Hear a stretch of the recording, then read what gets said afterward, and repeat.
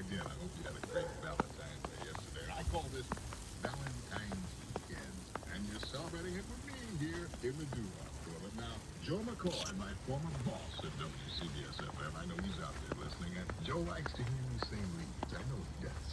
Well, anyway, Joe, in 1988, the Laddens and I went into the studio. Now, this is unreleased. You know, nobody's ever heard of that yet.